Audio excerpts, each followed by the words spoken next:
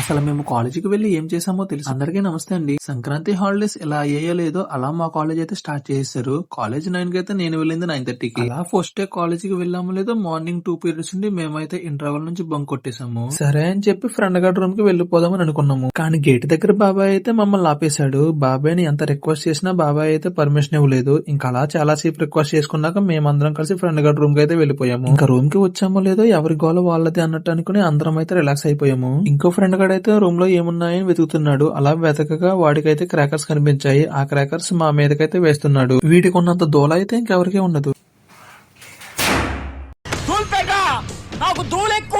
ఇంకందరం కలిసి curry prepare చేసుకుందామని అనుకున్నాము. ఇంకా ఎవరి దగ్గర ఎంత మనీ ఉన్నాయో కలెక్ట్ చేసుకుని మేమైతే చికెన్ తెచ్చుకోవడానికి అయితే వెళ్ళిపోయాము. మేము వెళ్ళి చికెన్ తెచ్చుకునే లోపు మా ఫ్రెండ్ గడైతే ఆనియన్స్ కట్ చేస్తూ ఏడుస్తున్నాడు. ఎందుకురా అంటే మా పిల్ల బ్రేకప్ చెప్పిందిరా అని అంటున్నాడు. అందరం కలిసి కర్రీ ప్రిపేర్ చేస్తుంటే ఇంకో ఫ్రెండ్ కూడా వాళ్ళ పిల్లతో బాగా బిజీ అయిపోయాడు. కర్రీ ప్రిపరేషన్ మొత్తం కంప్లీట్ అయ్యాక మేమందరం కలిసి అయితే తిన్నాము. ఇంకా అలా టైం చూసినప్పటికైతే 3 అయిపోయింది. ఇంకా అలా మళ్ళీ కాలేజ్ లోపలికైతే వచ్చాము. ఎందుకంటే గ్రూప్ లో ప్రాజెక్ట్ టైటిల్స్ ఇవ్వాలని మెసేజ్ పెట్టారని. ఇవాల్టి వీడియో అయితే ఇదే. సరే మరి అయితే ఉంటాను. లైక్, ఫాలో అండ్ సబ్స్క్రైబ్ చేయడం మాత్రం మర్చిపోవద్దు.